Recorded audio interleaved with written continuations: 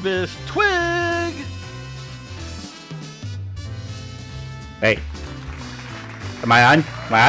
Okay. Hey! Hello, everybody! It's Big Corvus Twig! Thank you so much. Oh, it's so great to see you all. I'm so happy to have you all here. Thank you. Hello, Bentai. Hello, Hasio. Hello, everyone who's lurking. We're so happy to have you here. Ray Ben Dan there giving the little clap. Thank you so much for... we're so happy to see you all. God, we're so happy to see you. So happy to see you. Cut the music, Rodney. Thank you. Well, so good to have you all here today on another wonderful episode of Sunday Dusk. Where actually it's more like it's not dusk here yet. It's like Sunday afternoon. We're starting a little early today because, well, it is very dusky outside where my guest is today, and we're gonna be having her on soon. But you gotta have a little twig time before we get on to other people. You're not here to see other people, here to see me. Actually, probably have you here to see her. Anyway, it is the 2nd of July. That means the United States will be celebrating its independence from Great Britain in just a couple days. And what does that mean? That means I don't get to sleep much at night because assholes are lighting off fireworks. Every day for this last week at like 10 o'clock. When I'm trying to sleep to get up in the morning, people are lighting off fireworks, and it's just constant. It's constant, and I hate it. I'm not a big fireworks guy. I mean, every once in a while they can be fine, but I don't like fireworks. I don't see the appeal. And if you're lighting them off in a residential neighborhood where people are trying to sleep and there's dogs that get scared, you're an asshole. You are an asshole. Don't be an asshole. Be nice to your neighbors. Go somewhere remote to light off you're up at a lake cabin or something. Have fun. Light them off to your heart's content. That's fine. But don't bother other people. We don't like that. But you know what? It's been a great weekend. It's getting a little warm, a little toasty. The air quality has not been good around here. The Canadians... First, you gave us Celine Dion. Then you gave us Justin Bieber. And now you're giving us smoky air quality. What will you do next, Canada? And don't think you can make up for it with poutine. Poutine does not make up for this, Canada. We got our eyes on you, Canada. You're on thin ice here, buddies. Yeah, you watch yourself. Yeah, I'm kidding. I love you, Canadians. Some of my best VTuber friends are Canadian. Like Lampy. We love Lampy.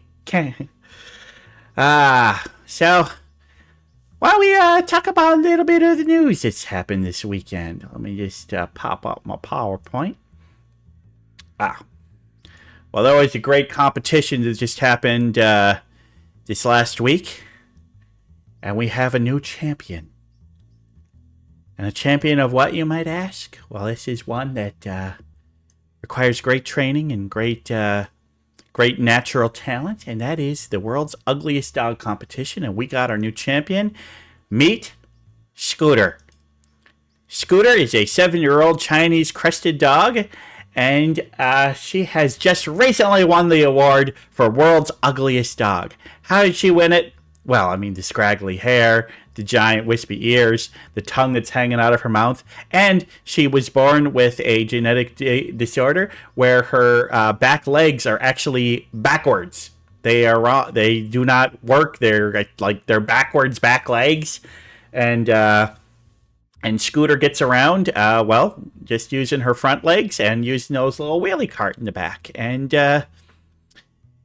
now, the world's ugliest dog, it may sound a little bit mean, but no, this competition is one that prioritizes loving the unique and loving and awarding those who maybe are a little bit different and praising them. All these dogs and Scooter, she's got a good home.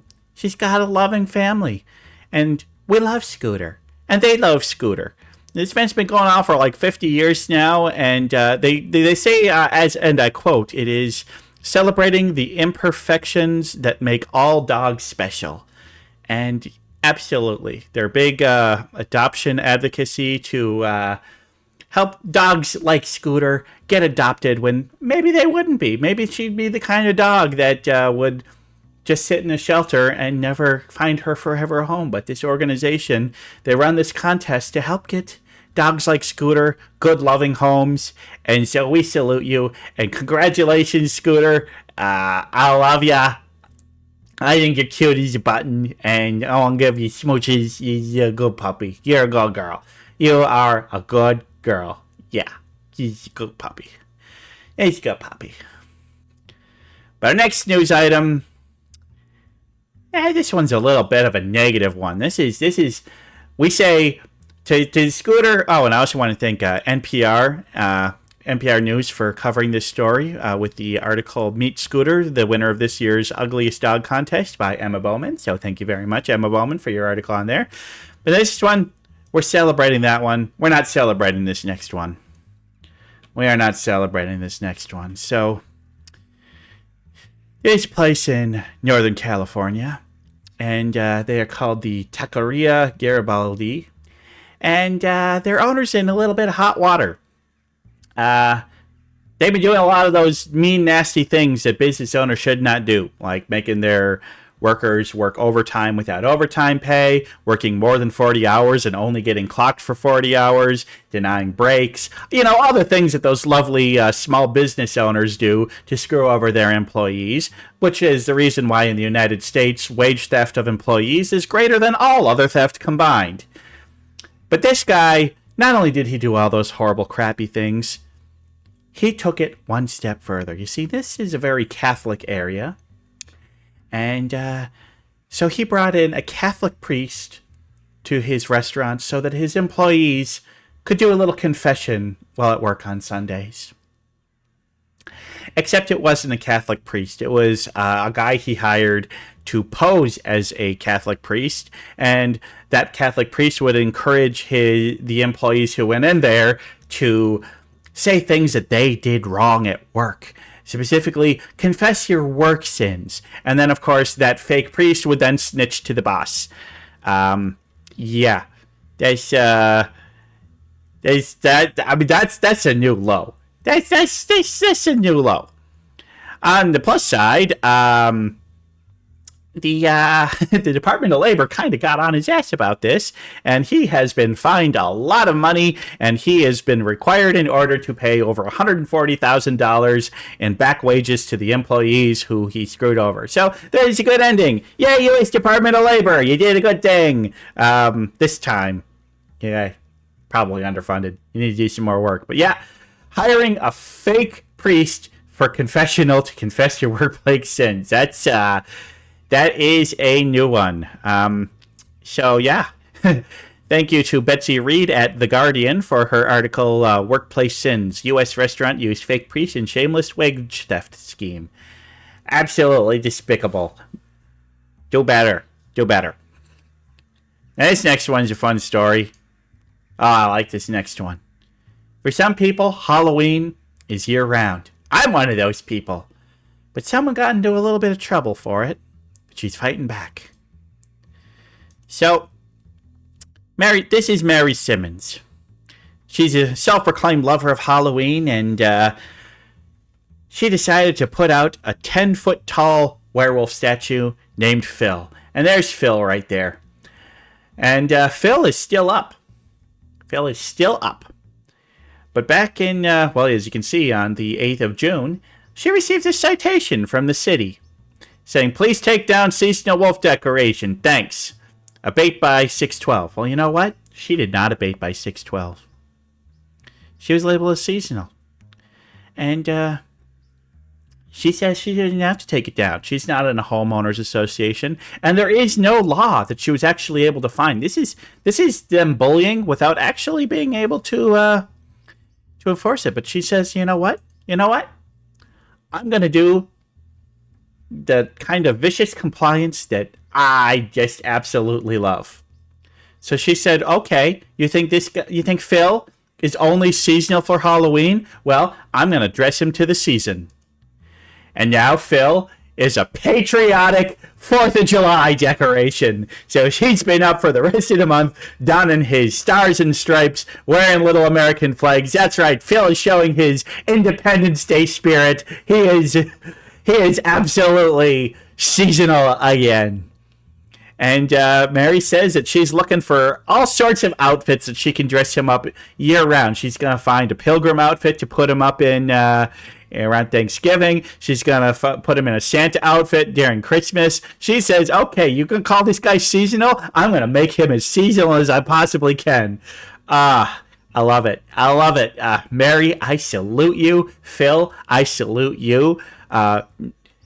Asshole neighbors who told her to take Phil down, yeah, go screw yourself.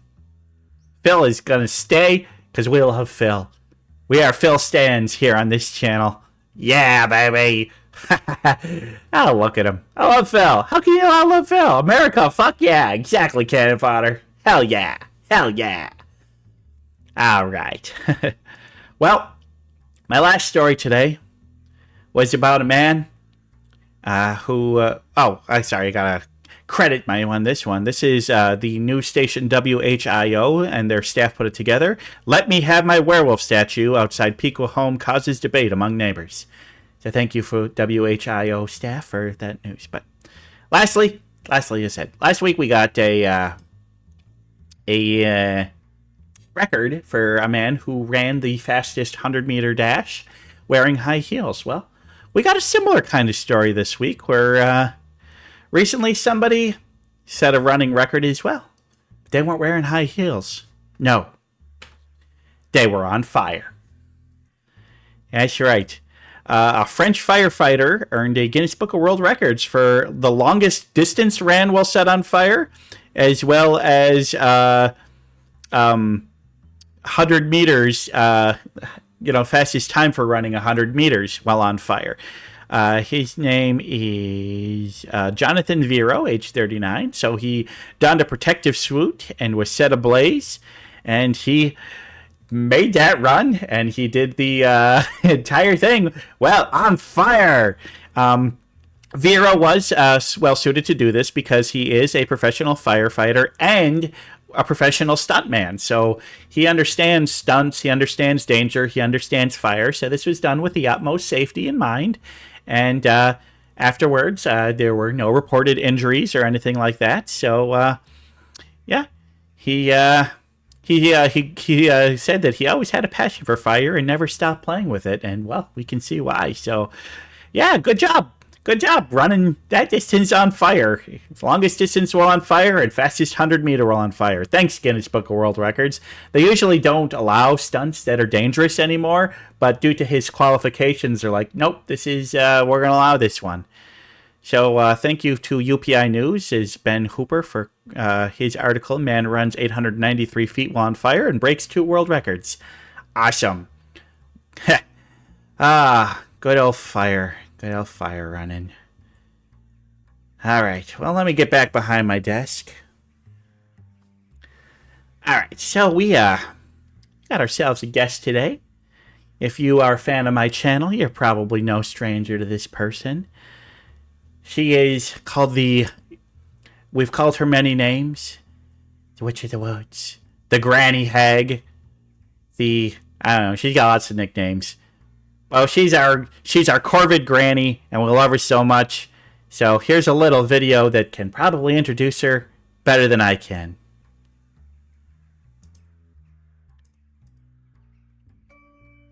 There's no going back now. The windy goose is coming. And it's coming hard. Oh shit, no! Oh my god! Beg for me, bacon tray! No, just get a friend to fucking wax your asshole. Please, show ass. Fighter boy, show ass. Why is it doing this? Wait, what is this? Oh god! How can one tiny dog produce so much gas? Did we find the masturbation machine? My pain is your pleasure, you guys. Can it? Stupid ass name. I call that masterpiece chaos.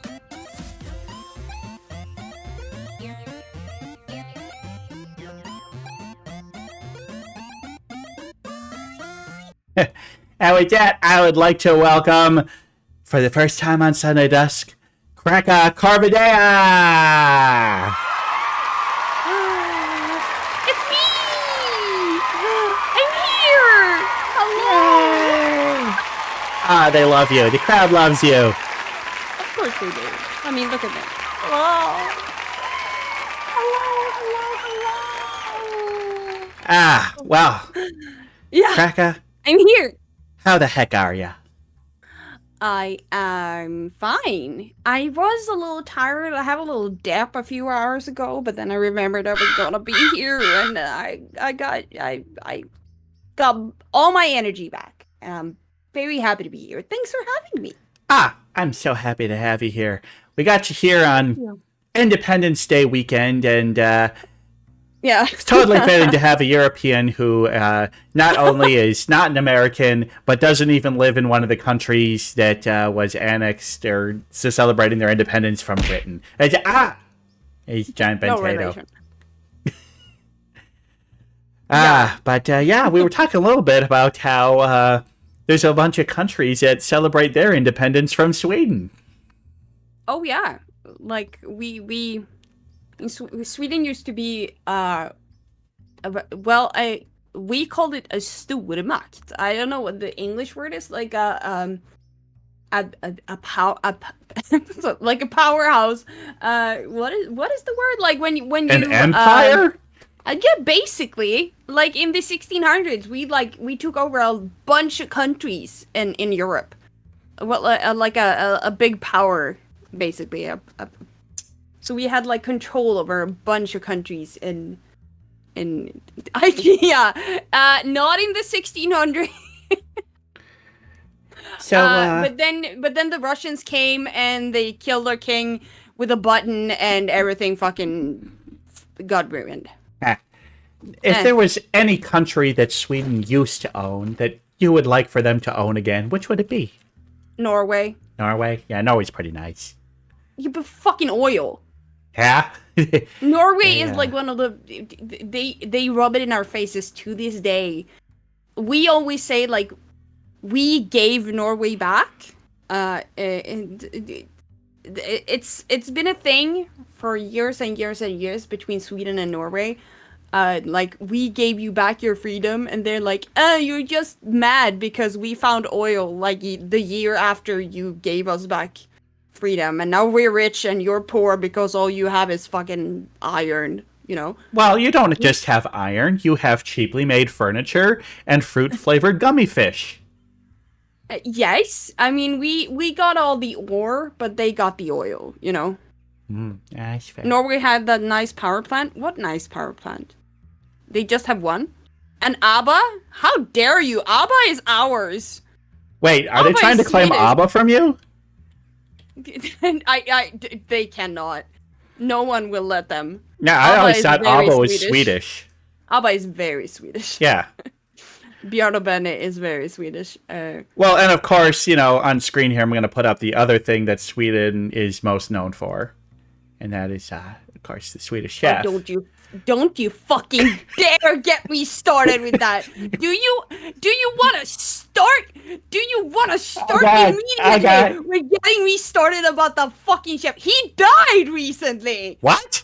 Yes, the man who was the inspiration for the Swedish chef just recently died. Oh, God. Yes. He lived near me. Smørrebrød is fucking Danish. Haseo, I will come for you. Don't you start with the Danish as well. The Danes are sworn enemies. They are just fucking... All they have is limestone and fish, you know? and the Danish pastry. Which is delicious. That's not even Danish. Yeah, probably not. No, it's from Austria. Yeah, French toast, not invented in France. Scotch egg, not invented in Scotland. It's a lot of... well, okay.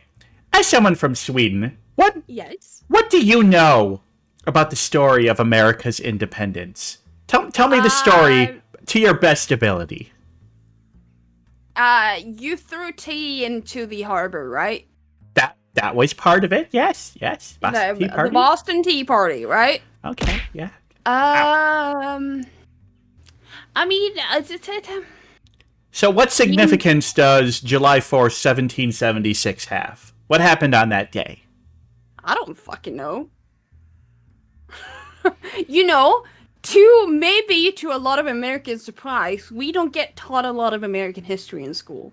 Yeah, I figured as much, but I thought I'd ask just to see what you'd know. Was George Washington involved? George Washington actually did not. Okay, so the July 4th, 1776 is the first day where people signed the Declaration of Independence. Oh, that's the one Nicolas Cage is gonna steal, right? Correct. It is famously stolen by Nicolas Cage. National Treasure, yes. Or what's it called? I haven't seen it. Yes, National Treasure. It is National Treasure. Yes.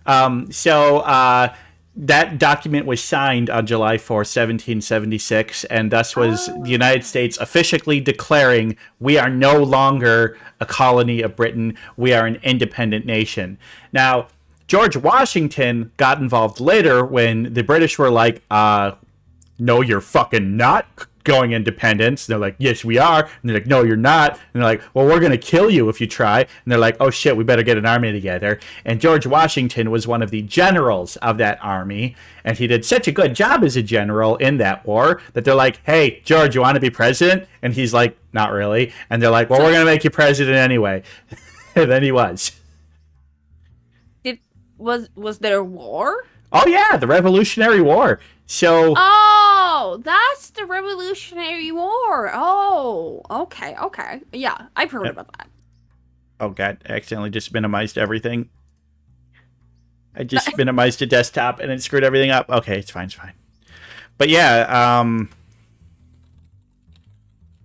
squishy. Let me see, when was Washington first inaugurated? That was in 1789.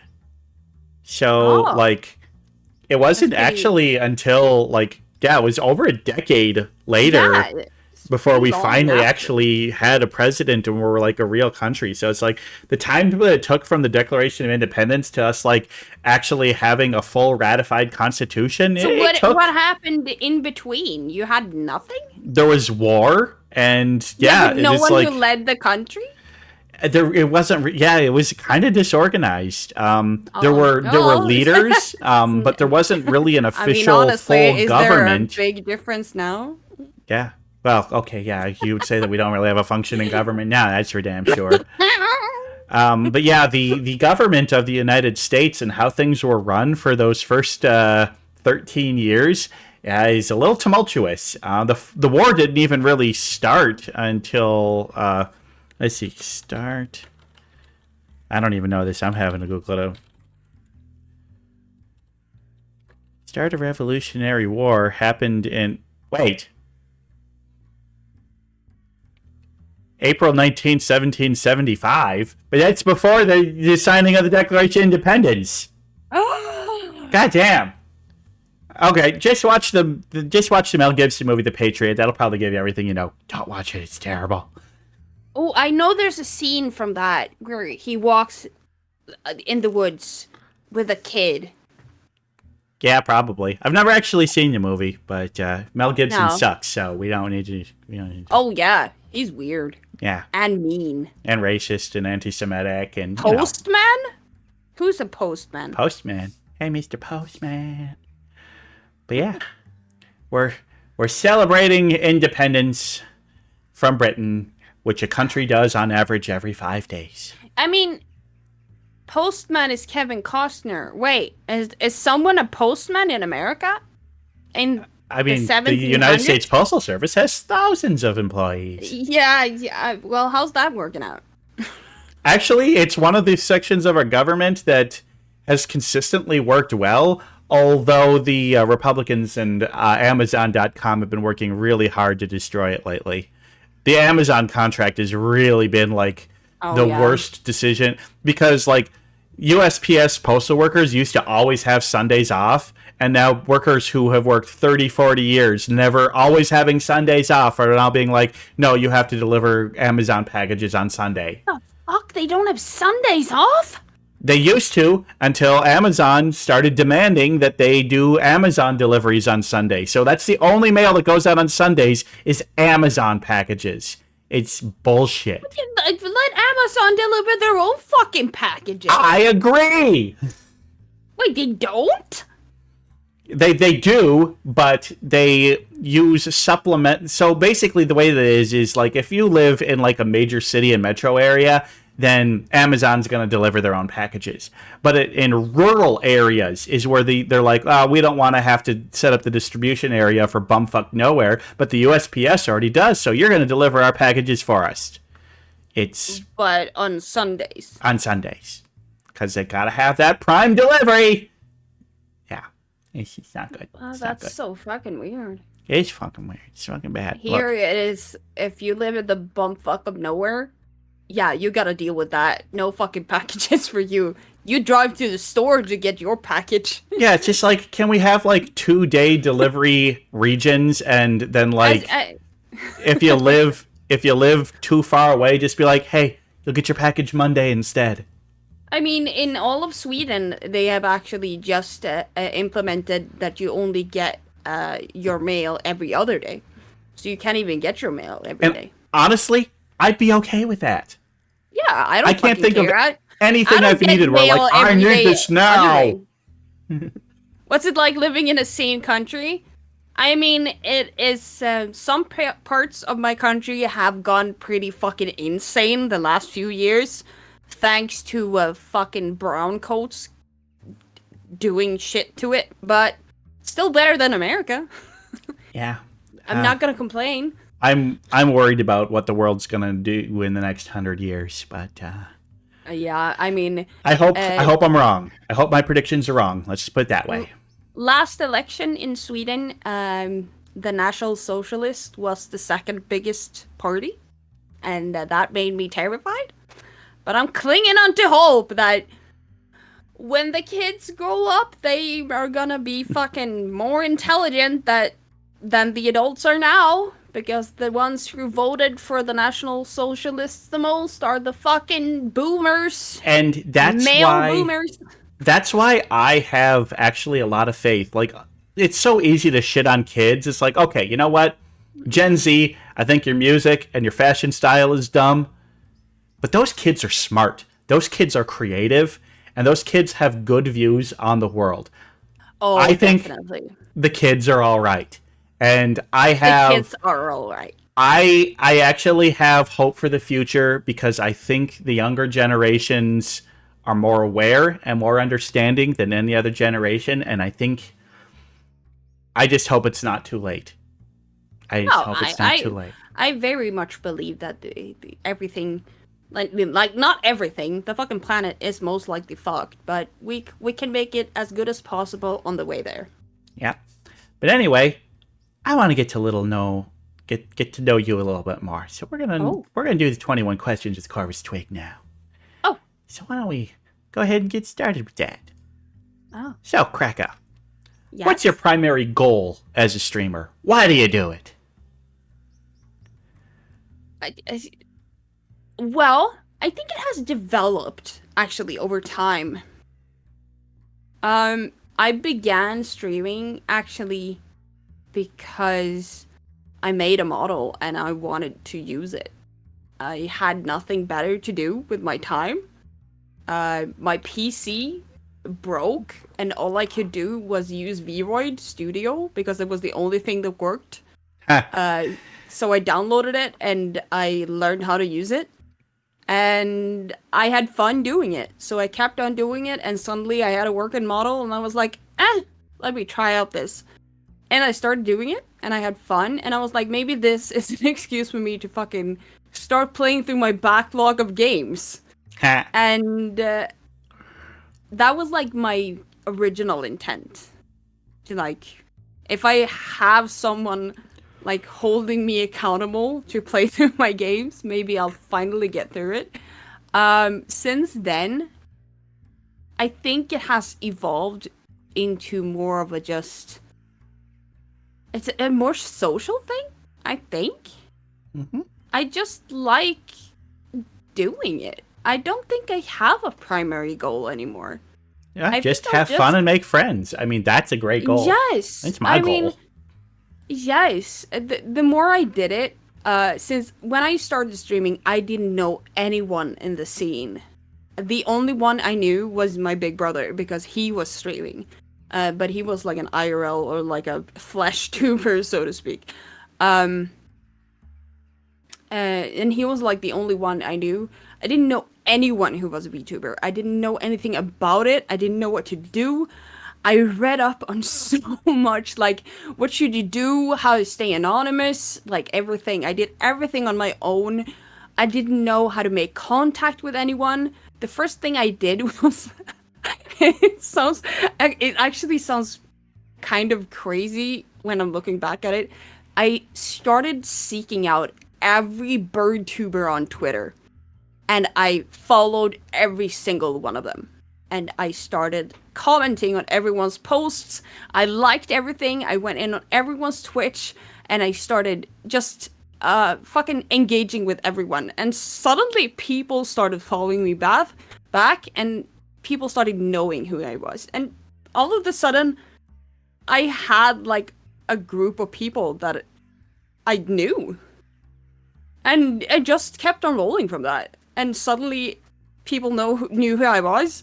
And I was like, oh my god, people know who I am now. And I was like, and it just kept on going from that. And then I met Dre, and yes, and that is a story in itself. And it was just so fun. Back then, I didn't feel very good. I was really in a really bad place, and it was just the thing I needed. And it just kept on going. And I think I just want to keep that rolling, you know? I've had so much fun. And awesome. I just want to keep on having fun. Do it. Keep on having fun. It always went well until Dre. Yeah, and then Dre came into my life. And we all know what happened. Yeah. Yeah, I just want to keep on meeting people. Keep engaging with people. And just have a good time, you know? These motherfuckers act like they forgot about Dre. All right. Oop. So, if you could collaborate with any streamer, who would it be? And what would you do or play? Any streamer. Any streamer. So, any of the big... Wow! So, like any HoloLive or... VShojo, or maybe just someone else that you really admire that you'd love to do something with. You know who I would want to do something with? I would love to do something with Drumsy. I think Drumsy seems so fun. I don't know if I'm familiar with him. Drumsy Drumsy does stream, but he does more YouTube, and he does VR chat stuff. He does, like, game shows and, like, stuff like that. He seems like such a nice, genuine person, and he seems so fun. Cool. Yeah, he seems like such a nice person. So would you do, like, VR chat or a game show type thing? Or what do you think you'd really like to do if you were to collab? Yeah, I think, like, he is such... Because I'm very interested in VR chat.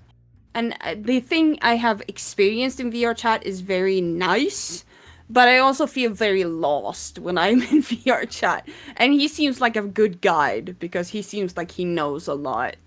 And I think like he could hold your hand through it, you know? Well, if you ever want to get into it, I play, Bentai plays with me, Hasio plays with us, Belfi plays with us, so we're happy to have you in. It's so much fun. You can hold my hand through it. Doing VR chat when you got a group of friends you actually know is a lot better than when you just go into rooms with random people, because that could be bad. Yes. That could be bad. I got bullied by a kid once. That was difficult. Me too.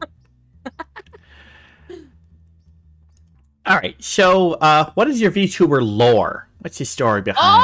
Oh yeah, my god, that's so fun that you asked. No, I think no one has ever asked about my lore before.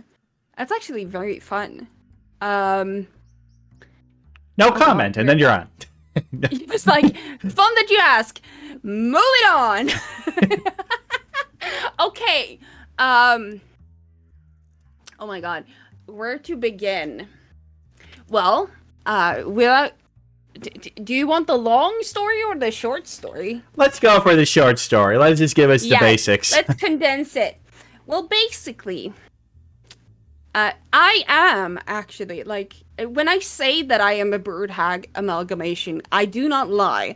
I am an actual amalgamation of bones, sticks, moss, and birds. I do not kid when I say that. I am made out of parts of the woods and dead birds and living things. Dead My birds? soul consists of a jackdaw that is my mother, and her skull sits atop me. That is the brooch on my chest. Nice. She's the one who gave me life. And because of that, I do not have a belly button because I was never born. I was shaped by the earth itself. And I came crawling out of the moss one day. Haseo is saying that I'm your child because of this. I don't think that's accurate. Well, I do not lay eggs either. Yeah. When people ask what is underneath my clothes, I say that I'm kind of shaped like a Barbie doll because that's not very far from the truth. The twig part. Yeah, you're the mother of the twig, not of the bird. Yes, well, the twig could have been sitting in my hair at one part. Could have. Ooh, yes. That could be fun, yeah. Every part of nature could be a part of my body at one point. Look, we've well established that the twig is not just a twig. A twig. It's not just a twig. It's my leg. Do you think that after almost nearly 2 years, those leaves would still be attached and green if it was a real twig? I don't think so. But that's fun. Amalgamation of foresty parts. And I love that part about the mother's skull being on the brooch. I just had the brooch, and I love the brooch. Didn't know it was part of the story. I love it. Love that. It's awesome. That's sweet. Okay. So, what game, and I do mean game, VTube Studio is not a game, has the most hours played on your Steam profile? That is, Vermintide. Yes. Smash those Skaven. Yes. Smash them in the face. And then close second is House Flipper. So that is the duality of me. I mean, house flipping can sometimes involve getting rid of rat infestations. No, I mean, I think that is actually a very nice representation of me. I like mindless shit. Either like shooting down hordes of vermin or like monsters. I love things like World War Z or, you know, something like that. Or Vermintide or Darktide. Or sim games like House Flipper. I've been spending the last few days with just playing Jurassic World Evolution. I started a new park yesterday. I finished it today. Like, completely overhauled the game. I can spend hours just making a new park or house or something. Because I just need to, like, unwind, you know? And I think that's, like, my favorite two things in gaming are, it's like, what's it called? What's the word you use in gaming when you just tank and spank, basically? You just fucking shoot and loot and shoot and just sim games. Oh, I love sim games. I can play them forever. Fun times. Yes. Fun times. All right. What's your favorite bird? Out of all the birds? All the birds. You know what? Let's actually make it hard mode. What's your favorite bird that is not a corvid? Oh, fuck. Yeah, I think I gotta say the Eurasian eagle owl. They are badasses. You're not the first person to say that. They're awesome birds. They're awesome birds. Yeah, we have a lot of them around the area where I live. And like when you see them up close, they're so fucking big. Oh yeah, I mean, they're big birds. They're massive. Like Aren't when they stretch out their wings. I think they're the second largest species of owl after the snowy owl. Yeah, something like that. Yeah. And also their hoot is very eerie. Yeah, it's very eerie. Sometimes they sit behind my house at night, and you can hear them through the window. And like when I walk my dog at night, even he becomes like unsettled by them. And sometimes there's like two of them, and they fight with crows. You can hear them fighting. It is spooky. They are spooky at night. Are you familiar with? Are you familiar with Yol? Huh? Yol, the eagle owl. She's a Russian eagle owl who has a YouTube channel. Oh no, I've never heard of her. Yeah, let me pull up. Gotta check that out. Yeah, but I thought you meant like y'all. Or maybe it's. I think. Well, no. When she says the name in this, so her owner up there, when she says the name, she clearly says Yol. Yeah, but he sounded like. Are you aware of y'all? Yeah. You know the American slang, y'all. Here is Yol delivering a letter. She is a cute baby. Look at the little baby. And their eyes are so pretty. Oh, they have the best eyes. Yes. Yol's like, you cannot have the paper. It's mine. I mean, how can a bird look so cuddly and at the same time like a murder machine? And they're so poofy. Yes, Yol is very poofy. Yeah, it's a great channel. There's are so cute. Yeah, so many great videos. Yeah. Yes. Yol, check out Yol. Oh, so Eurasian cute. eagle owl. Great birds. Great birds. Also, check out the bird of the day where I covered the Eurasian eagle owl. It's an older one, but it's in there. So, in professional baseball in the United States, at the home games, whenever a batter walks up to the plate to hit, they play about 15-20 seconds of a song to pump them up. What would your walk-up music be? I've never heard of that. Well, I've never seen a game of baseball. But it doesn't need to be baseball. It's like, what's a song that if you were getting introduced to something, they would play for 15 seconds to get you and the crowd pumped up? Oh, yeah. You know what I would... the Cha Cha Cha by Kerrie from the latest Eurovision Song Contest. Fucking... Let's go. All right. That song. Love Eurovision. So fun. Yes. So, what's a location in the world you would love to visit? A whole world of options. In the whole... I'd love to go to New Zealand, actually. Ah, New Zealand. Seems lovely. Yes. I would love to go there. Seems very nice. No, Hasio, not Stockholm. I've been there. I'm fairly sure Kraka's already been there. Oh, actually, I was there in May. Yeah. So, I was there recently. Don't need to go back for a while. You know, you like being in Stockholm, but it's okay in small portions, but you get very sick of it. Yeah. I don't like big towns or cities. New Zealand, I would just love to, just explore the wilderness, you know? I'm sure the cities are lovely, but it's such a beautiful country with so many wonderful birds. It's like the better version of Australia, since you don't have to fear poisonous spiders and shit. Yeah, and you can go visit Hobbiton, although I've heard it's kind of an underwhelming tourist trap. But yeah, it'd still be fun to see. Yes, but you still want to go there. Hey, you gotta go there. Yeah, and look at the beautiful mountains and the ocean. And the kiwis. And the kiwis! Yes, the most important part. But you probably aren't going to see a kakapo unless you're specifically going on to a place where they are. No. They've actually relocated almost all the kakapos to like 4 islands where there are no predators for them. Yeah. Because they had been thriving, and then we introduced a bunch of predators to the ecosystem that and then kakapos did not know how to defend against. Yeah.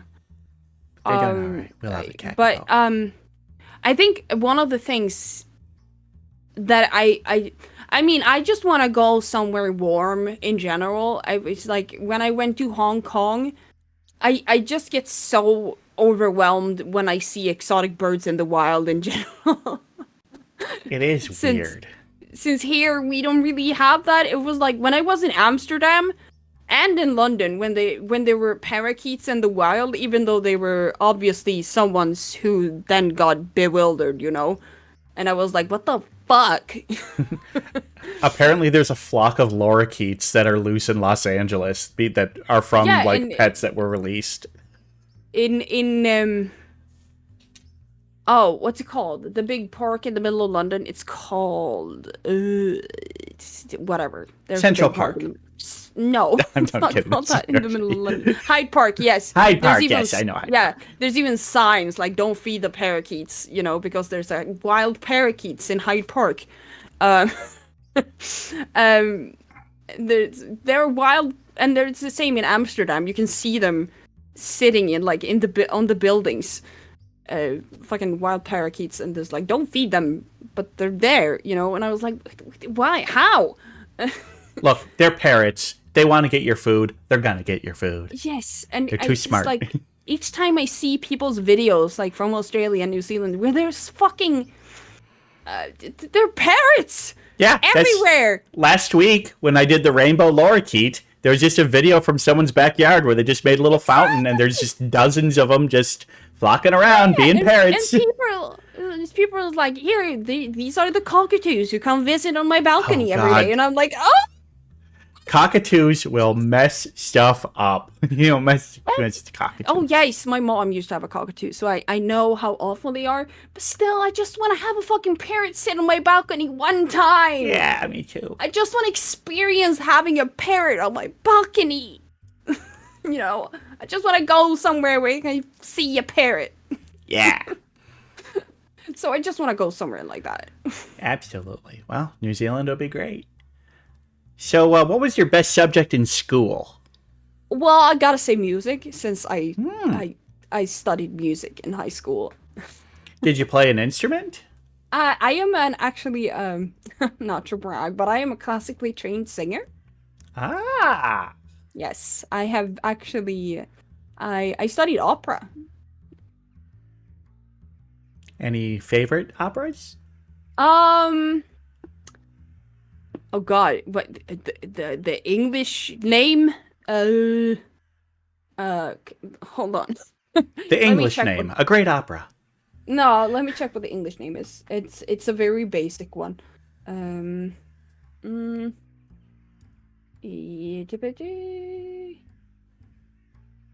It's called in English. It's called The Magic Flute. Oh, I think I've heard of that. Never seen it, but it sounds familiar. Yes. It's the one I've seen.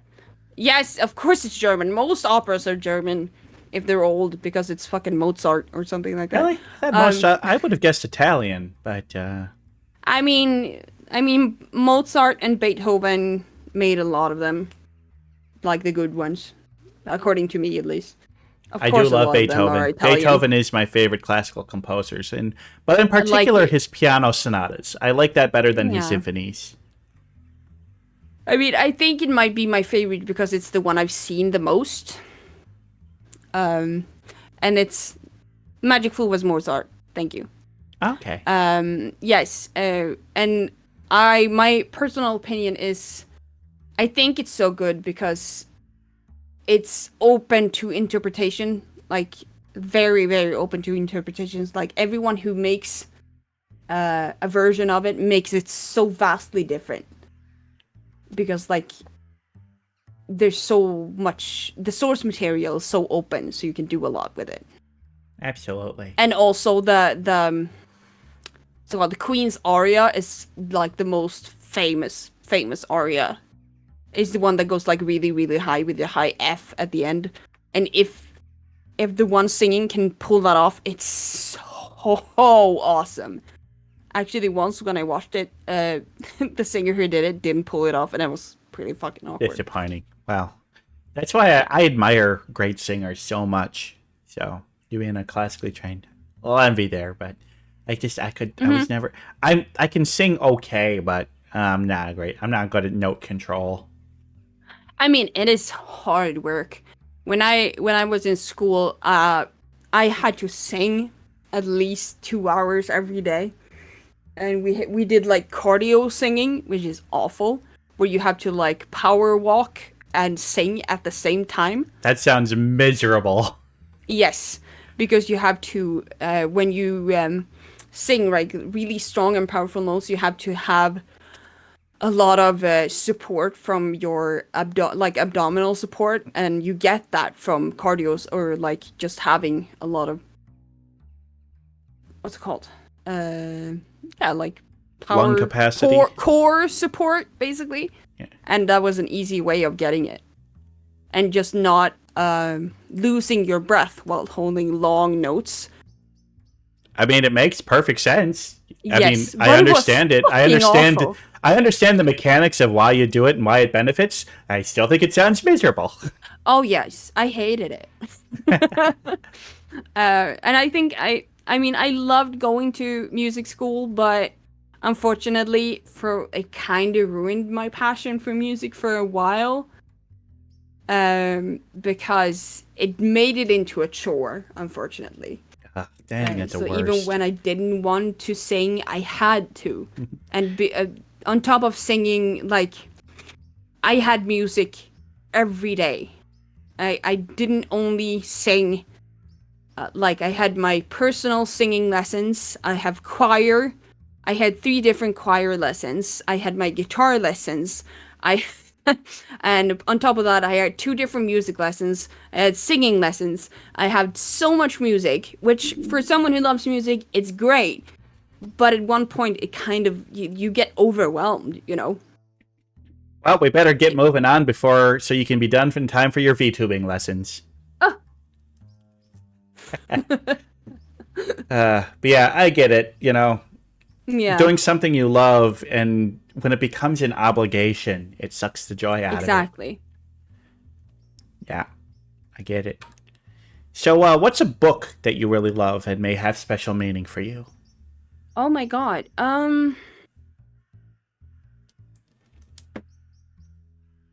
I think I will have to say... Oh my god, I only know the Swedish titles. I have to Google, like, the English title for all of this. I think is it called,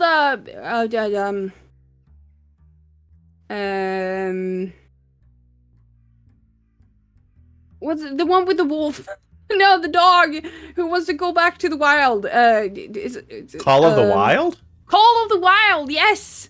By Jack London? Great movie. Yes! Great I read movie. it when Great I was book. pretty young. I mean, they did make a movie out of it, but yeah. It stuck with me. I love that book. I read that book so many times that I actually broke it. Like, the pages just fell out. Yeah. I don't know why, actually, I liked it so much, but it was just one of those books that lasted with me. Yeah, I remember I read that one in middle school, and I remembered liking it. Yeah, can Buck resist the lure of the walls? It was, it was a really interesting story. Yeah, I liked it. Yeah, it's a great book. Jack London was a great writer. Yeah. Cool. That's the first time somebody's mentioned a book as for this question that I've actually read myself. Yeah. All right. If you could be instantly talented at any skill, what would it be? Drawing. Yeah. It's a common one. Like really good art. I mean, I can do sketching, but I want to do badass art. Yeah. It's I mean my art's pretty good, but like compared to some people, you're better than me. To be like yeah, but to be like the level of the people that actually people want to pay for. Yes. I mean, Yeah. I'm practicing, but it would be better if I could just snap my fingers. Yep. But unfortunately, you can't. I think I was actually watching a stream with Ina from HoloLive, and she's an amazing artist. But she was just like, people are like, I'm so jealous. I wish I had your talent. And she's like, yes, I do have some natural talent, but like, I've literally put thousands and thousands and thousands of hours into doing this. I practiced and practiced. It's like, this is not a skill that you can just become good at. The great artists have all put the time and effort in to do it. And it's just like, it's like some people are born with a certain percent, like an inclination of natural talent. But you gotta work on that natural talent as well. You can't just let it be. Exactly. And I think some people might not understand that. I think anybody, if they put the work in, can at least become a halfway competent at drawing. Oh, yeah. Yeah. Like, anybody can move beyond stick figures. Anybody can learn how to look at an object and recreate it on paper. They just need to apply themselves and try. But, Yes, definitely. Yeah. And that's why I try to tell people that all the time when they're like, I can't sing. I was like, of course you can sing. You just need to practice. It's the same. You might be tone deaf, but you can still learn how to sing. Everyone can. It's a muscle. You just learn to sing Red Hot Chili Pepper songs. That way you don't have to change notes. You just sing the same note the whole song. Yes. That too. It was like the vocal cords are muscles. You can just practice, train them. Yeah. So what's the first job you ever had? Oh god. Oh yeah, I was a substitute teacher, kind of. In Sweden, we have something. I think you have that. You have summer school, right? Yeah. Yeah. And in Sweden, we have that. When you're in high school, you get to be a teacher for younger kids that are in summer school. So when I think I was 17 or 18, I was an English teacher for kids who were like 14 for summer. That had failing grades in English, so I was gonna teach them like nice. I don't know, beginner English basically, because I was like an A grade student in English. So I was like, yeah, let's practice English. But then and you got two students you got to take care of. But one of my students, she just came the first day and then she never came the rest of the summer. Oh, no. So I just had one girl to take care of, so we got to spend a lot of time together. And it turned out, like, in most cases with these kids, problem kids, she wasn't bad at English. She just didn't have any interest in learning, So when I sat down with her and I was like, okay, so let's do these fucking whatever. It was... And it, nobody knew what my issue was back then. I was a problem child myself, but I studied. I went home and I was depressed after school. I wasn't depressed in school. I did my job in school. So I've always had a hard time empathizing with people who don't understand.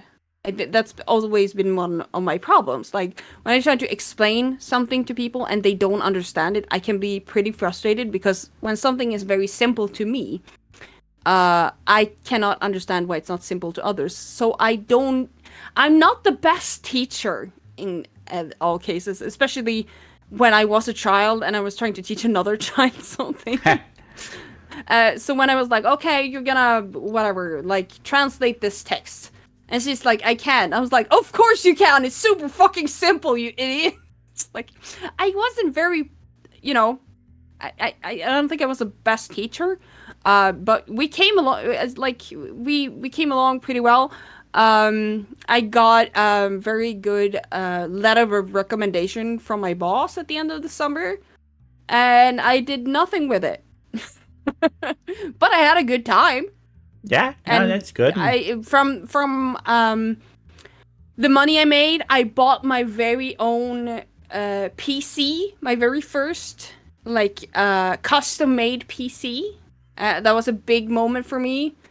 I had it for almost 10 years actually. So that was a big thing. I was very happy about that. I felt very cool, like buying a PC from like this place and I got to pick all the parts for it. As a 17-year-old kid, you're like, yeah, I have a custom built PC. Do you? Nah, I think not. And then I had this tiny little Dell screen for it. Like square Dell screen. I played World of Warcraft on it. Having your first PC, it's a big milestone. Mine was custom built, but I bought it secondhand from somebody, so it's like, yeah, still counts. Yeah, it's nice. It's nice. So what's your favorite beverage? You know, this means might be a special occasion beverage. Like, you're having maybe it's a special occasion. You can have whatever drink you want. I got all beverage. All beverage? If I got to pick, I would say flat, room temperatured Coke Zero. That is an interesting choice. Room temperature, huh? Yes. My Coca-Cola's got to be nice and cold. No. It's got to be room temperatured, not very bubbly. Hey, Hot Dr. Pepper, I'm gonna yuck your yum if that's the way you like it. That's fantastic, but that is not how. It's just, I drink hot coffee with a straw. People think, I do things. I do things very differently. Look, you're a hag witch made from parts of nature. In Sweden, we do it the opposite way. We're not expecting you to be normal. We don't. It's like we embrace the abnormal here. We love the abnormal. We think the issue with the world, it's not that we need to normalize things that are considered abnormal. It's that we need to start embracing and stop putting down things that are abnormal. Being abnormal is good. Being abnormal is something to be celebrated. You should know by now. I live in a country where we eat rotten fish and fish eggs and fucking, I don't know, hard, crispy bread with... Look, when there's no sunshine and ice cold for 8 months out of the year, you do what you gotta do. Exactly! I do what makes me happy. And that is drinking flat Coke. There you go. Enjoy your flat Coke. Meanwhile... Yeah, it's like the best Coke Zero is like when you open the big bottle, when you open it, and you let it sit next to your bed for like 2 days. And then you drink it. Also, Cannon Fodder is asking, what would a normal VTuber be? Easy, a pink-haired cat girl. Moving on. Neon. What is the biggest thing that you geek out about? Well, it is birds. Me too. God, really? I would say birds. Final Fantasy games. Yes. In Sweden, room temperature is barely above freezing. In my house, in the winter... Good point. Actually, my house is very cold, so in the winter, normal room temperature is about 14 to 16 centigrade. I don't know what that is in Fahrenheit. It's cold. I also geek out about... old school Nintendo games in general. Since I grew up in the SNES era. I love old, Japanese RPG games. Yeah. Classic J-Per. Since I grew up playing, some of my favorite games are Secret of Mana, Chrono Cross, Final Fantasy VI, Final Fantasy VII. My absolute favorite Final Fantasy game is Final Fantasy VIII, Fight me if you don't like it. Hey, I wouldn't say 8's my favorite, but I think it is underrated. Yeah, and I can talk for ages about those games. All right. So, but also lately, like the last few years, I have gotten more into Warhammer and the Warhammer universe. I can geek out for ages about Necrons now and their lore, because I think their lore is cute as fuck. Necrons are pretty cool. I'm a Tyranids guy, personally. Yeah. That's fine. Love my Did Tyranids. you get the Leviathan box? I actually haven't played Warhammer in like 2 years, and I'm trying to sell my stuff. I kind of got out of the community and the game, so. But I mean, the Leviathan box says the new models are pretty sweet looking, but I don't know. With that coming out, it might be a good time to try and sell. There might be people who are looking for a new army. The new Tyranids models are cool. It's like I don't really have like one single thing that I'm very like honed in on. I like to branch out. Hey, that's good. That's good. As a twig themed crow, I feel like branching is a good thing. Yeah, perfect. All right, so what's your favorite holiday and how do you celebrate? It's Christmas. Christmas. I start decorating for Christmas in the middle of November. Okay. In Sweden, we start we celebrate Advent. So we put out decorations the first of Advent in Sweden, and we light the first Advent candle. And then the 4 Sundays before Christmas, that is the 4th Advent Sundays. And I do very much enjoy Christmas. And since the winter is very dark and very cold here, you gotta do everything you can to try and stay positive in the winter here. So I do all I can to enjoy Christmas. I love everything about Christmas. I don't really like gifts and shit like that. Oh, gift giving is the worst part of Christmas. Yeah, and we celebrate on Christmas Eve as well. We want the lights, the music, the food. Exactly. I love Christmas lights. Since I have an intense aversion to ceiling lights. I hate ceiling lights. If you light a ceiling light in my house when I am close, I can be very aggressive. So that's why I like Christmas, because we put up what are they called? We call them I think we just call them adventsljusstake. They kind of look like menorahs that we like, electric menorahs that we put in the windows. And we put them in every window, or we put like electric stars in the windows, which puts like a really no, it's not like advent candles. It is electric candle holders, basically. Mm-hmm. They have 7 to 12 electric candles in them that you put in every window. Well, I've just put up on screen what my house looks like in Christmas It's so time. nice. We don't really do like the outside of the house very much. Really? But that's where all the lights go. No, we put all the lights inside the house. You gotta do both. Yeah. It's like we put outside, you can put... Normally, if you have a house, you normally decorate like one tree. So you put like a little light garland or something in one tree. But it's all about inside the house. Yes, and also, since we get so much snow, Haseo has a point. If you decorate, it will be covered in so much snow in like no time. Especially since I live pretty far up north. I get like 1.5 meters of snow, so I don't have the time to go out and fucking shovel snow off my Christmas lights. Yeah, I have a inflatable Krampus in my front yard, and after too much snow, he just kept getting buried and couldn't inflate anymore. Yeah. No, so here it's all about putting lights inside, putting mood lighting everywhere, you know? So every time you get in from a long dark day, because in the middle of winter, when you go to work, it's dark.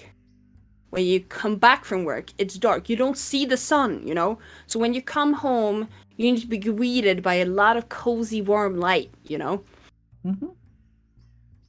So it's all about putting up lighting inside the house. And what's your favorite Christmas food? Ham. Ham. Good ham. Yeah, in Sweden we eat ham on bread with applesauce. Okay, I can see that. That.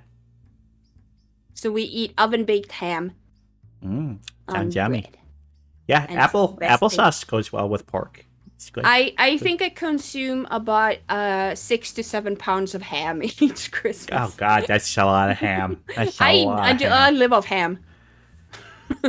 And it's pretty cool, actually. I've talked to a lot of people who live in America that are Swedish descendants, and they still eat ham with applesauce, actually. And it's pretty cool that's like something who's actually gone down through generations. See, I mean, I live in Minnesota, and I think we have more Norwegian than Swedish descendants from here. Yes. But like a Norwegian Christmas food is something completely different. We would have like pork cutlets with like apples on them, so it's kind of similar, but not quite, we do have like when we eat Sunday roast, we normally also eat pork roast, and we eat pork roast with applesauce as well. Yum. All right, so what's your favorite game that's not a video game? So it could be like a card game, board game, sport, something like that. Okay. It's Wingspan. I mean, my partner is a board game aficionado. I'm drowning in board games here. But I think out of all the board games I've played, I would say actually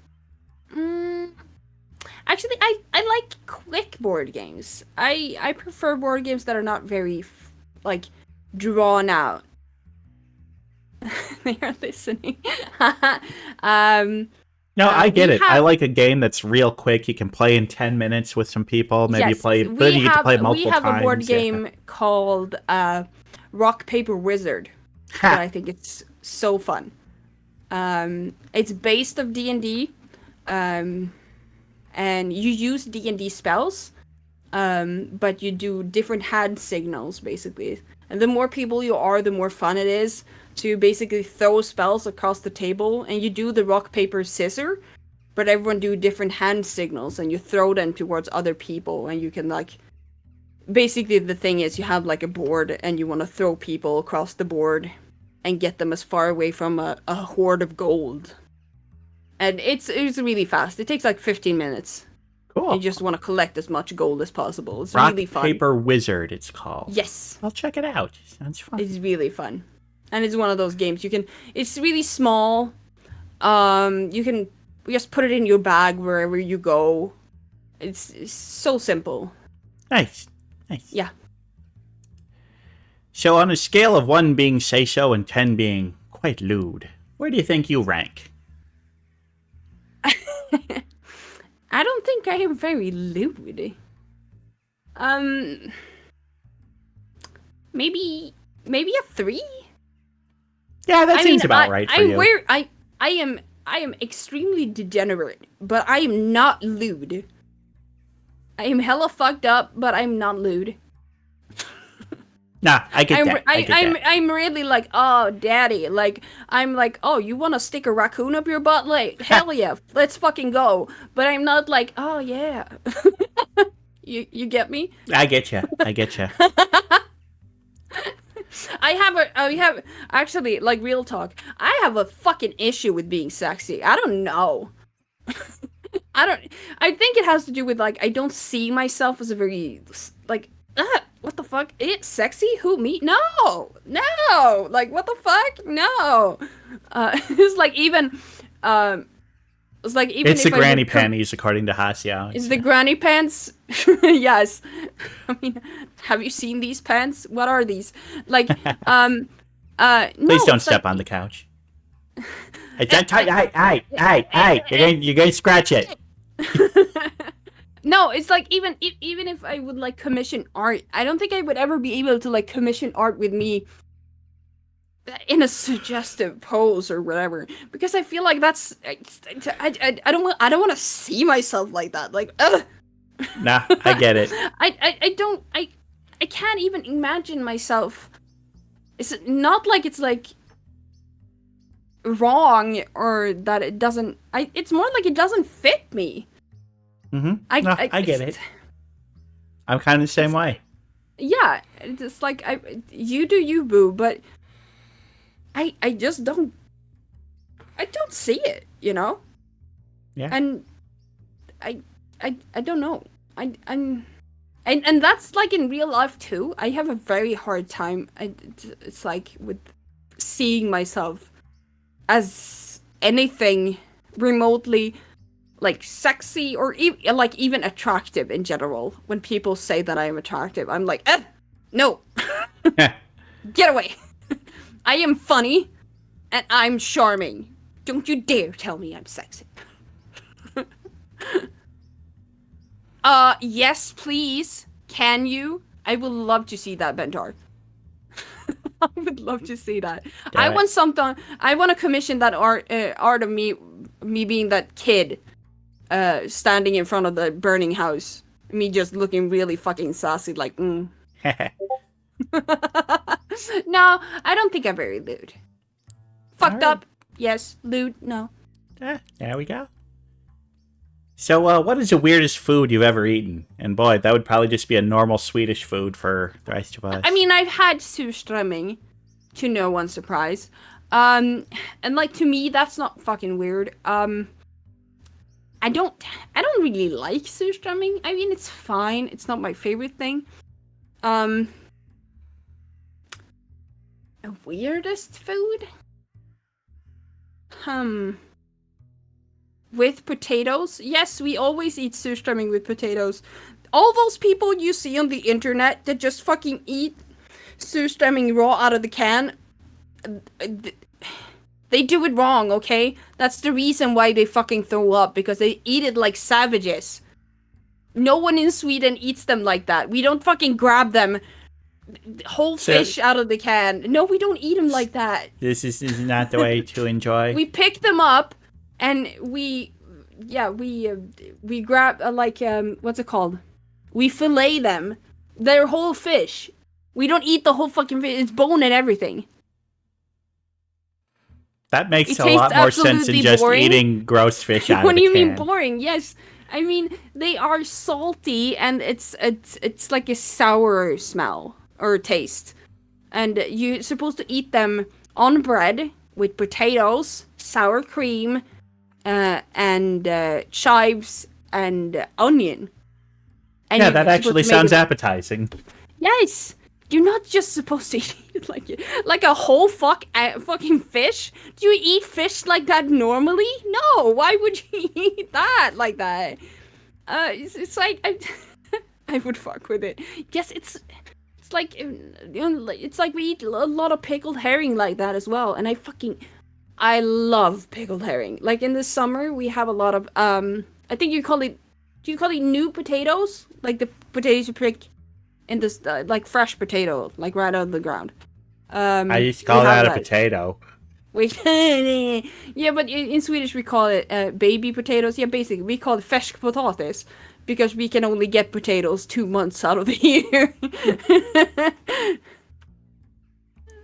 All right, well, that's how we know. So, hey, Ventai, if you're in the country, hit me up. Fucking, I'll treat you to some surströmming. That's surströmming season, baby. So, yes. What's something that you really wish you understood? Something? Yeah, like a topic or like... Like of all things, what's something, God, I wish I just understood this better. Fucking people. Ain't that the truth? I have autism. I don't know. I don't understand sarcasm. Yeah. You know, half my life I walk around wondering if people are joking with me. Kraka, It's a I feel struggle. you. I don't get people. That's why I'm doing this No, show. I'm doing this like, show so I can maybe seriously. try and understand people. It's not No, working. like fucking real talk. Like, it is a struggle, you know. Trying to figure out, show me your human waste. No, actually, I mean, it is a struggle. I just recently got my diagnosis, and it's like, you know, when things click into place, you're like, oh, I get it now. It's just like when you finally understand why you've always been like a little bit on the side of everything. And I'm like, oh. Also, that's why I don't get people's fucking jokes. Or that's why I don't understand when people are not, like, when people are joking with me, or when they're not joking with me. When people get upset when I say something. It's like when I was a child, I got in so much trouble because people got upset when I was telling the truth, because sometimes you weren't supposed to tell the truth. And how were you supposed to know that? Yeah, that's because there's some kind of unwritten code. And how was I supposed to know that? You're just supposed to know that. And Kraka, you're speaking my language here, baby. I wish I understood that. Ah. I think more than anything, I wish child me understood that, because there were so many times I was sad because the people I thought, especially when I was like in middle school, I thought I had friends, and suddenly they didn't want to be my friends anymore, and I was like, what did I do wrong? I didn't do anything wrong, because I did what I thought was right, but it suddenly wasn't right anymore, you know? And I really wish I could have understood that back then.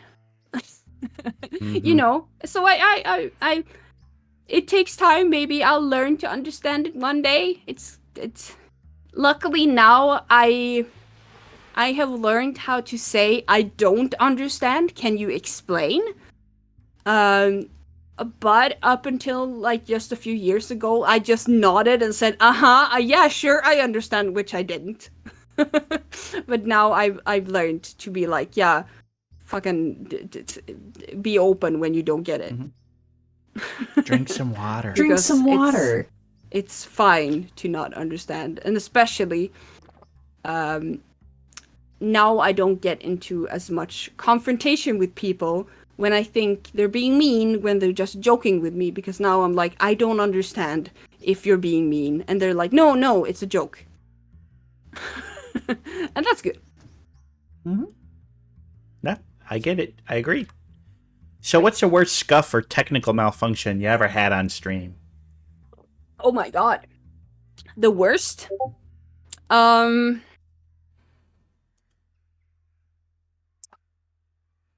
I mean, there was a point last year where, like, my whole computer just fucking broke down each time I started Monster Hunter. Oh, That no. was pretty bad.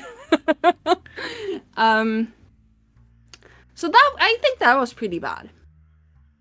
I don't think there's much to say about it. I think it was my CPU was just too old, basically. So I had to save up and get a new PC. There you go. It was bad. So, what's your 3 desert island movies? And what that means is you're stuck on a desert island, you can only bring 3 movies with you, and these are 3 movies you gotta watch over and over and over again. I thought you meant my favorite 3 movies about desert islands. No, otherwise everyone would just say Castaway and Swiss Family Robinson. Actually, honestly, I haven't seen Castaway. No. So it's like you are on a desert island, and they say you can bring 3 DVDs with you, and these are the only movies you ever get to watch for the rest of your life. What would they be? It would be Tank Girl. Ooh, interesting choice. I like it.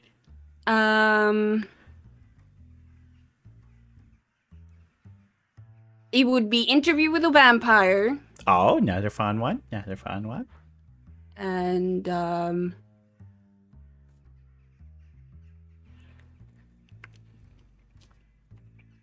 Phantom of the Opera. Fun. A little musical in there. Cool. So, last question. What advice would you give yourself before the first time you streamed? Stop thinking. Ha! Just fucking go. Just go and do it. Improvise. Don't think. I think that's good advice. Just be yourself. Have fun. Yeah. Cool. It'll work out. It will. And it did. All right. We're moving on past the 21 questions. But we are now getting ready to... Gotta make sure the PowerPoint is actually off on there. Because, the 21 questions were great. They were fun. We all know Kraka a little bit better. But it's time for the most important part of the day. It's that time, folks. It's that time, folks.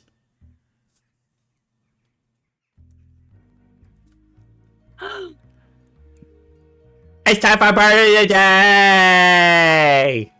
You go there. I'll go down here. Yeah, okay. Yeah, we're good. It's time for bird of the day, folks! Bird of the day! I'm behind the stick! You're behind the stick. Well, actually, I wonder if I can get you on top.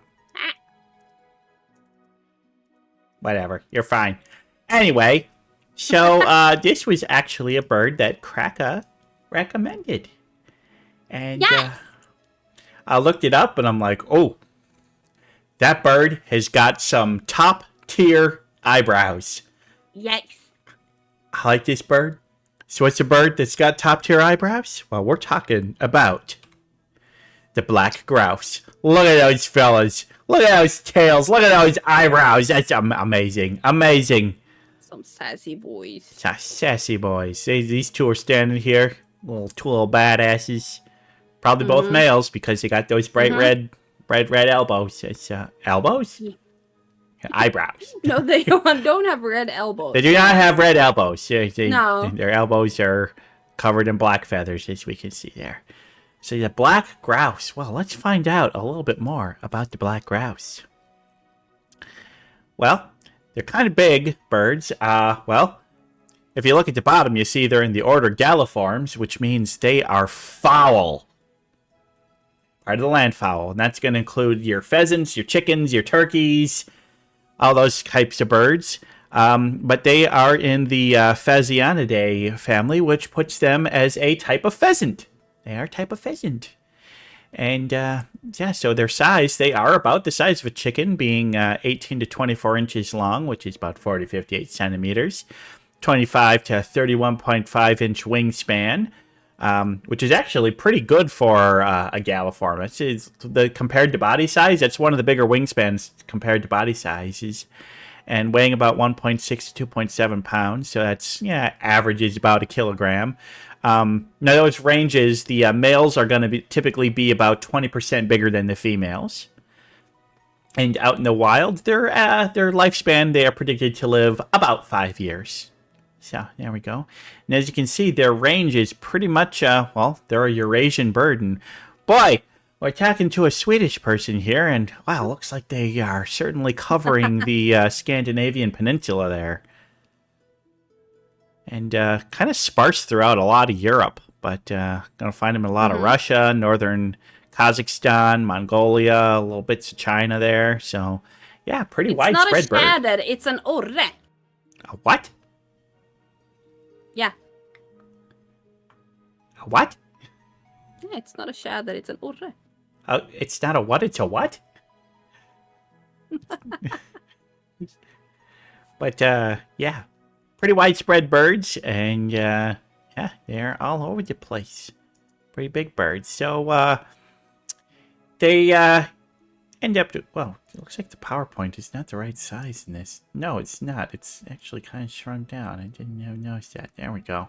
Okay, so the females build their nests by basically digging a hole in the ground and then like patting the hole with like your sticks and leaves and mud and stuff like that. So it's like dig a hole and then line it to make it nice and cozy. Makes sense. And they're gonna lay 8 to 10 eggs per clutch. That's a lot of babies. That's so many babies. But it is an instance where the females are doing the incubating and raising youngs. It's kind of like the males are just like, hey, baby, you want to mate? And then they kind of do their business, and then they kind of fuck off. They'll kind of hang around the females and the chicks, but they're not going to do any feed. But well, then again, the chicks don't need a lot of feeding. Something that's pretty typical of galliforms or landfowl is that the chicks kind of don't need to be fed by the adults. They come out as little fluff balls, and they're pecking on the ground, grabbing their own food pretty quickly. So the parents are just kind of there to keep them safe and guide them. It's pretty typical for this type of bird. And another thing typical of this kind of bird is they don't really migrate. An individual may only move up to like 50 to 100 miles in its entire lifespan. And even then, it's really just moving around to find places that have better food rather than a seasonal migration. And food does matter for them because they are primarily vegetarian and they gotta go where it's growing. Which kind of makes it interesting that these birds are able to survive in the Scandinavian winters. It's I find that kind of fascinating. But one thing that they do eat is they've been known to eat like pine cones and stuff like that. So they can eat stuff that grows on evergreen trees and still get enough sustenance to get through those winters. But boy, I would want to get through those winters. That sounds miserable. But they are going to be raising their chicks in the summertime. And though the adults are almost all vegetarian, the babies like to eat insects. They grab little grubs and ants and stuff off the ground. They need a little bit more protein when they're growing up. So the babies eat a lot of bugs, but the adults eat very few. And I found that kind of interesting. Do you like to eat bugs when you were a baby? No. Don't? Do you like to eat them now? No. No, you don't like to eat bugs? Okay, that's fair. Alright, well, it's just kind of a small video. Make it big. There we go. This is the sounds they make. Look at these little fellers hopping around. As you can see, they're fluffing out. This is, I think that's a female? That must be a female.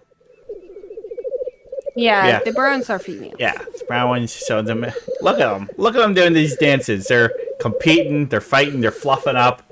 They're posturing as they do. God, I just love those big red tufty eyebrows. They're amazing. Yeah. And as you can see, drink some water. They Drink can some fly. water. Oh, we just gotta drink some water.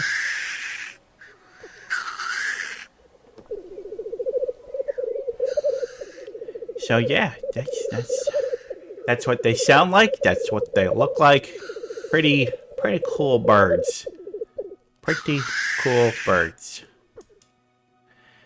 So now these birds are quite common, and turns out they are a favorite target of hunters. They are a game bird, which makes them a type of partridge, because it turns out that a partridge is just a galliform that people hunt. It's just the definition of a partridge. You ever hunted one? You ever grabbed one and cooked it up? You ever hunted a grouse? No. You ever eaten a grouse? Actually, no. They're not very common to eat here. We see them a lot, but we don't eat them. Okay. But, yeah. Compared to most other landfowl, they're actually pretty strong flyers and can fly long distances, up to like 50 miles in a day, which is not bad for a landfowl. It's pretty good. Like I said, they don't migrate, but they will fly that far in order to find food, whatever they got to do. And yeah, the red eyebrows, that's part of their mating displays. You saw them dancing around. They fluff up their big tail feathers, their eyebrows, and make the call. And it's all about looking good for the ladies. Because, I mean, come on. That's what a bird's got to do. I mean, not a crow. They are pretty, so I get it. They are very pretty. Yeah, very pretty. Yes. But yeah, they are used quite a bit in culture. So on the right there, you see there's a brand of blended Scotch whiskey called the Famous Grouse. Has them on it. Looks good. I want to try it. Never tried it. I want to try it. Give me some whiskey. Give me some bird whiskey. I want the bird whiskey. But their tail feathers have been long used in ceremonial military dress in Scotland. They put them on their helmets and stuff like that. So it's just like the Scots like the grouse. And there's a city in Finland that has the grouse on their coat of arms. And is it Tusniemi? Tusniemi. Okay, I wasn't too bad on my pronunciation there. Yeah, you're good. But yeah, they are a widespread bird, and their population estimate says that there could be as many as 40 million of them out there. There's not a firm count because it's hard to count birds. But yeah, least concern, no real population declines. They're everywhere. They're doing just fine. So that's good. That's good. Popular bird, and I can see why they are a bird that you would put on your coat of arms or bottle of whiskey. I would. I mean, they're cool. They are cool. They're very cool. So, yeah, my thoughts on them. I like them. You know, I like these cool little chicken guys with the bright red eyebrows. They're cute. They're fun. They're kind of funny looking. I think their expression with the eyebrows, I think it's kind of funny. I think it's a little goofy. But yeah, they behave. I mean, are they the smartest bird? No. Landfowl are not known for being intelligent, but you know what? They're funny, goofy little guys. They're fun. Yeah, I like them. What do you think, Corvidea? I think they are chunks. They're cute. When you see them in person, they are bigger than you think, and you can get a little scared. But they're cousins, which are, I think in Sweden we call them tjäder. I don't know what the English word is. Let me check. Well, I know I've covered another type of grouse that is white, and they also have amazing eyebrows. Oh, no. They're, what the fuck? Tjäder. Let me check. And what the?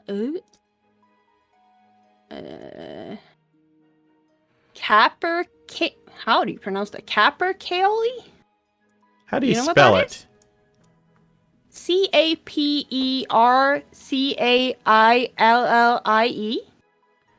Wait, Caperci. Wait, let me send it to you. Yeah, just write it out. The western, this western capercaillie. Capercaillie? A wood grouse, heathercock, cock of the woods. The cock of the woods. That cock of the woods. I mean, not as cool as the cock of the rock, but yeah. A wood grouse would be the common English name. We just call it a wood grouse. Yeah, I see them. They kind of look like a cross between a chicken and a turkey. Yeah, it's and a little pheasant in there. Yeah, they're cute. Maybe I'll cover them someday. It's basically their bigger version or their bigger cousin. We also have them in the Swedish forests. They are even bigger. They're similar looking. Sometimes when you see a black grouse from afar and you think it's that, you get terrified because the wood grouse or cock of the woods or whatever, they are fucking massive. And you get taught as kids, if you see a big black bird in the woods, to run, because in the spring when they do their mating fight, they are dangerous. So, well, and they are males, so yes, you've heard it first, folks. Stay away from the big black cock. Yes, because do not let a big black cock come at you. Especially if they got a big red tip on the top of their heads. You don't want to mess with that big black cock. The also have the red eyebrows, and they fight in the air, which is terrifying because you see them above the trees fucking fighting in the air. Nice. It's terrifying. Beware the BBC, exactly. Yes, awesome. But I like them, and they have nice looking tail feathers. They do have wonderful tails. I can see why the Scottish use them. Yes, a very elegant curvature. It's very beautiful. Yep, I understand the Scots. On this one topic, I understand the Scots. So, we're going to call Bird of the Day done. And let's head back to the Sunday Dusk desk.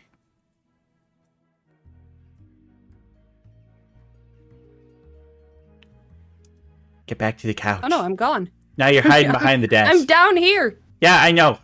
And I told you that's where I keep snacks, and you had to just go right to it. I'm just going to continue sitting down here. No, we need to get you back to the couch because we got a game for you to play. Oh, yeah, I forgot about the game. Ow!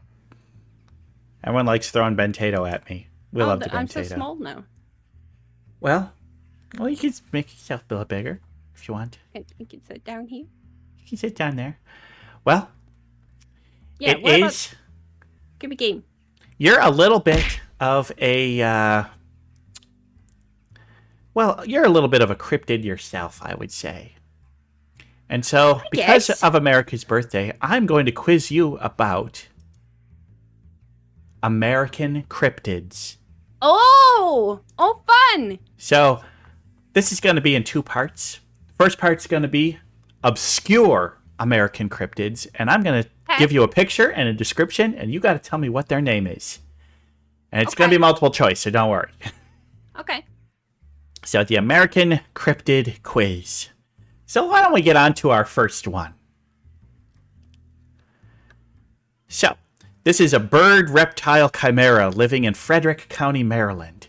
It swoops silent from the sky and snatches victims and drains their blood. But don't worry, you can keep it away with a 7-pointed star. They also kind of have like octopus tentacles in their mouth. Real creepy looking.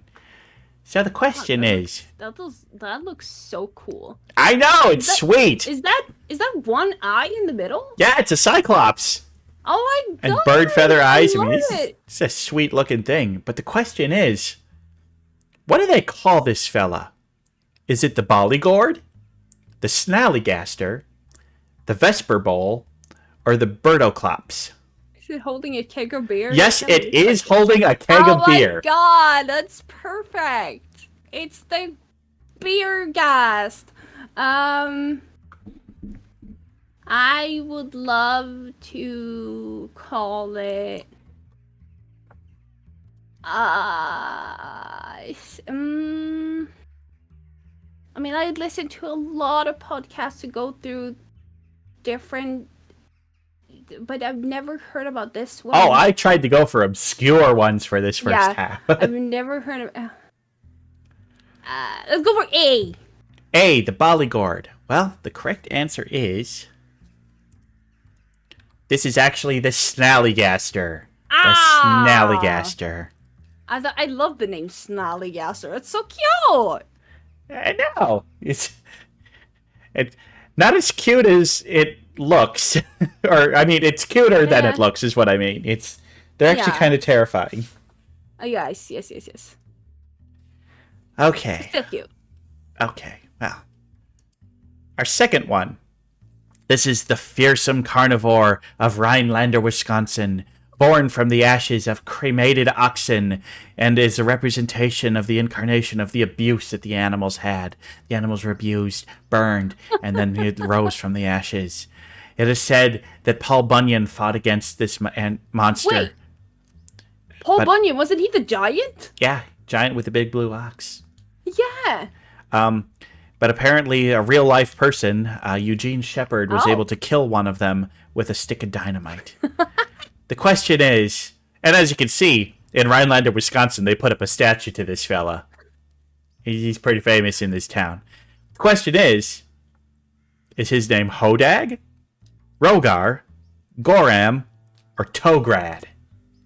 Did someone just put a bunch of letters in a bowl and pull them up and make a name out of it? It's Wisconsin. What do you expect?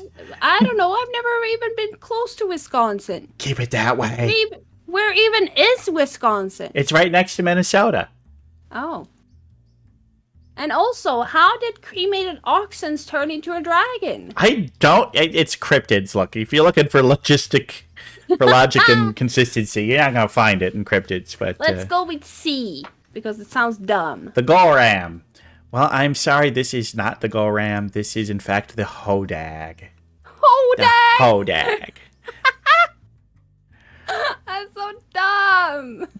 I mean, look at him. It's kind of a dumb face.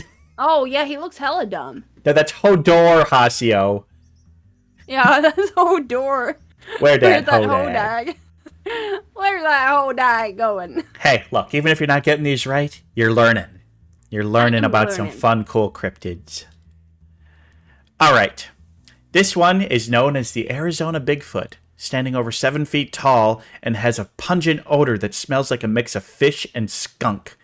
It is nocturnal and omnivorous, eating just about anything. There's a special Bigfoot in Arizona? Oh, there's all sorts of kinds of Bigfoots out there. Yeah, I know that. I know there's all sorts of Bigfoot, like, all over the world, but there's one in Arizona? There's one in Arizona. He's a bit more of an arid large ape. So they call him the Dretchpody, the Beast of Prescott, Starglefoot, or the Mogollon Monster. What do you think this fella is? Yeah, let's go with A. The Dretchpody. Yeah. Hey, RPG Waster. I'm sorry, that is not the Dretchpody. This is actually the Mogollon Monster. I would have been so upset if it was Snarglefoot. Yeah, Snarglefoot was... Hey, you know what? I'm actually glad that you're not getting these right, because it's hard to come up with fake names for a real cryptid. Of course it's a Mogollon monster. What do you mean, Kyoko? How am I supposed to know that? Hi, Kyoko! Ah, we love Kyoko. Thank you so much for 12 months. Hi, 12 Kyoko. months. Hi, RPG That's so Booster. wonderful. Thank you so much, Kyoko. Kyoko's the best. Kyoko's the best. Watch Kyoko's episode of Sunday Dusk seeding. on YouTube. Kyoko made it to a year. Very nice, very nice. All right.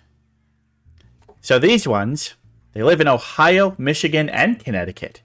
They're small humanoids with giant bulbous heads. Fuck? They hide and ambush people. And they're said to be the orphans who lived under the cruel Dr. Crow, who injected chemicals in their brains. Yeah, when I found out that fact, I'm like, these guys are fucking going in. You're like, yeah, that's my people. Yeah. Yeah, so creepy children with giant bulbous brainy heads. But what do they call them? The balloon people, the egghead children, the melon heads, or the Shawnee Forest kids. Also, AKA the Shawnee Forest. Injected chemicals? Are we not gonna tell what chemicals? Just random chemicals? Like, I tried to find it. They didn't say specifically. They're not going to list the actual chemicals he used, because if they did, someone would recreate it. We can't have that. I would like to know what chemicals made their heads like that. Look, it's like on a show where you might want to have a character building a bomb. You can't actually show how they build the bomb, because that would give people instructions. So I'm sorry, we can't tell you what chemicals it was, because then you just want to know the chemicals because you want to inject them into Dreyfrig and turn them into one of these guys. Chemical X, exactly. Nah. Yes, exactly. Though I don't think these little fellas are quite as cute as the Powerpuff Girls. I want them to be egghead children because his name was Dr. Crow. So you're going with B, egghead children? Yes, please. Okay, well, you're wrong again. These are the melon heads. It makes so much sense. I know. Look, because he was a crow and they were eggs. I know. I get it, but sorry, they call them the melon heads, and they're creepy as fuck, and I don't want to see them. It's not shaped like a melon. All right. Well, I think you're going to get this one. We got a Louisiana one. This is a werewolf that lives in the bayou down in the swamps of Louisiana. They kidnap misbehaving children and Catholics who do not observe Lent. And it said that one of these only lives for 101 days as the beast before they bite and infect somebody else, who then passes it on and becomes the next one. Isn't that just the premise of that it follows? Not quite. They don't fuck the person and slowly walk towards them, but beavers are fish. They are. Everything in water is fish, actually. Everything in water is fish. You should trust a Christian. Well, so do the folks of the bayou call this creature the Rougarou, the Koyon, the Fifolet, or the Lagniapi? Are you sure this guy works at Waffle House? Probably. Fifolet. The Fifolet. You think that's your answer? Okay. Are you sure about that? Yeah. Yep. Okay. No. No. Yeah. No. No. Yes. No. Yes. No. Yeah. No. I'm sorry. C is not correct. C is not correct. It is not the FIFA lot. Fuck. This is the Rougarou. What the fuck? Oh, yes, because Garou means fucking wolf. Yeah. And I roux knew means that. a mix of flour and oil slowly cooked over things. Oh. Wait. White sauce wolf. Yes. Ew, that sounds really bad. Okay. You're going to get one of these, Kraka. You're going to get one of these. Are you sure? No. No. I think you're going to get this guy. This is known as the Missouri Monster. He's an ape-like creature with very, very long hair. Like, so long that the only part of him that you can see is his large, red, glowing eyes. Wait, and his that head just is kind of looks like- wide and pumpkin-shaped. And he's known to lurk up and down the Mississippi River. So, is this fella known as Puga, Kodo, Lobar, or Momo? I want it to be Momo. Well, Make it Momo. it's Momo! Yes, we got it! Yay! We also want to congratulate Momo for finishing in first place in this year's Marbula 1 standings. Great job, Momo. Also, that just looks like Mothman without wings. It does kind of look like Mothman without wings, but now he's an ape. He's an ape. So, you got 1 point. You're at 1 point. You're doing great. What's my price? Okay, so this guy lives in a large lake in California, and similar to the Loch Ness Monster, except its head is a giant maw full of large, sharp teeth. And it says that in this lake there is also a mob graveyard where many, many bodies of Oh my god. people killed by the mob have been disposed of. So, well, Tahoe, Folsom, Oroville, and Havasu are all very large lakes in California. But is this the Tahoe Tessie, the Folsom Freddy, the Oroville Orville, or the Havasu Henry? Wait, Folsom, isn't that a prison? Yes, it's a prison named after the town and lake that is located adjacent Isn't that to. where Elvis Presley played? That's Johnny Cash. Oh, Johnny Cash. Well, they all look the same to me. Yeah, I mean, They're all Elvis did white men. Jailhouse Rock, but I don't think that was at Folsom. But so, yes, Folsom Prison is located next to Folsom Lake. Oh, yeah, sure. You know, white man with a guitar. How am I supposed to tell them apart? Yeah. Yeah, let's go with B. Going with Folsom Freddy. Yeah. sounds No, fun. because otherwise that would be too convenient for throwing prisoners away. This is actually known as Tahoe Tessie. Tahoe Death Tessie. sentence. Throw them in the lake. Yeah. Oh, I've never, it's so yeah. close to Nessie, though. Yeah, I think that's why they They- call her Tessie, is because it sounds like That's Nessie. so dumb. Yeah, a little bit. Make up your own thing. I know, right? Yeah. Okay. Well, this one is from Louisville, Kentucky. It's half man, half goat, lives under a railway crossing over a creek. And it uses hypnosis and mimicry to lure people onto the train tracks and to be hit by trains. Although sometimes it doesn't wait for a train and just uses a blood-stained axe to murder them. These sort of things. So, this is named after the creek on which the railway goes over.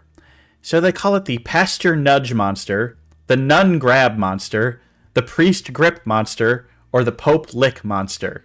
Wait, is that the name of the creek? Yes. So there is a Fucking creek Nun Grab. named either Pastor Nudge, Nun Grab, Priest Grip, or Pope Lick.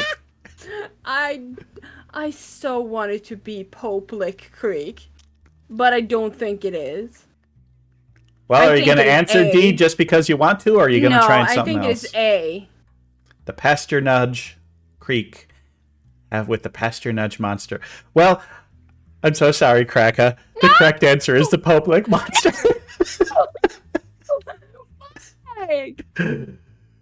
Yeah, it's Pope Lick Creek.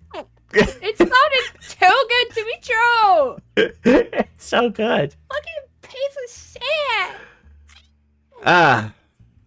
Well, Kraka, that's it for our multiple choice ones of obscure cryptids.